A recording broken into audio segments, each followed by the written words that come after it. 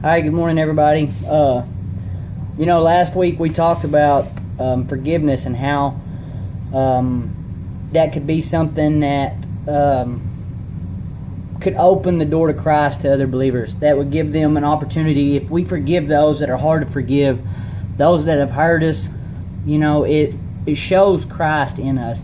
And not just to the one we forgive, but somebody who may know the complications we're having with a certain individual, and to be able to see that we forgive them and can move on, it opens the door to Christ and people can see the love of Christ. And I kept thinking about that and what it is to love each other, and sometimes that's hard. It's hard to forgive people that's hurt us. It's hard to love those that are hard to love, people that do us wrong and constantly do the wrong thing in our opinions. And so I'm reading in Jude. And Jude is the brother of Jesus, and he is writing this epistle here. He's writing I think it's around AD 65 or 70, which was the time the Jews were being persecuted, or the Christians, were being persecuted under Nero, and there was a lot going on. The church was getting started. You got to think the church wasn't really around until early to mid 30 AD, so within 25 or 30 years, Jude's writing this after Christ's resurrection.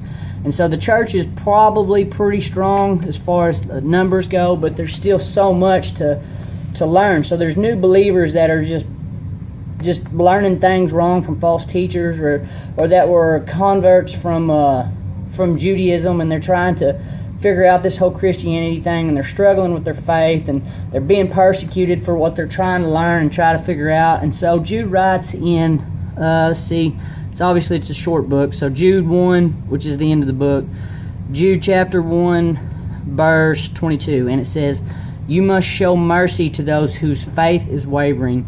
Rescue others by snatching them from the flames of judgment. Show mercy to still others, but do so with great caution, hating the sins that contaminate their lives." And now this is a two-part deal. So if you just take verse 22, you must show mercy to those whose faith is wavering. That's really the big thing I want to get.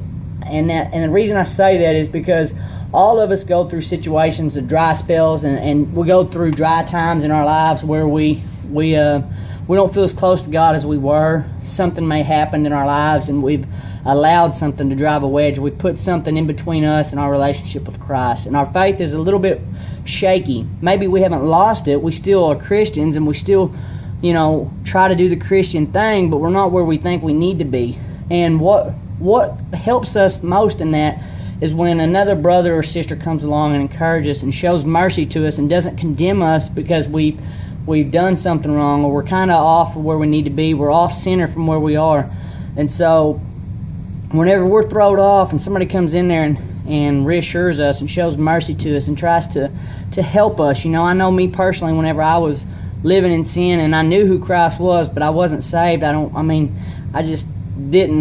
wasn't going to accept it. There were people who were praying for me and wanted to talk to me about God, but I wasn't having it. But still, they showed mercy to me in the pits of hell where I was at in life with the drug addiction and just being a bad person. People still showed mercy to me, and they still wanted it. And I remember those people, and I remember the light of Christ in them, even though I didn't want to see it, even though it wasn't where I was at in life. And so I would just like to share that with y'all, that if you know someone whose faith is wavering and they know better, they know Christ, show mercy to them. Rescue them by snatching them from the flames of judgment. Just tell them you love them. Pray for them. And 1 John chapter 3, verse 18, I had it so I could share it with you. It says, "Dear children, let's not merely say that we love each other. Let's show it by our actions," which is what I was saying last week about forgiveness. And so there's a lot here between last week and this week to take in as far as witnessing, and I believe there's no better way to bring Christ into people's lives than loving them, forgiving them,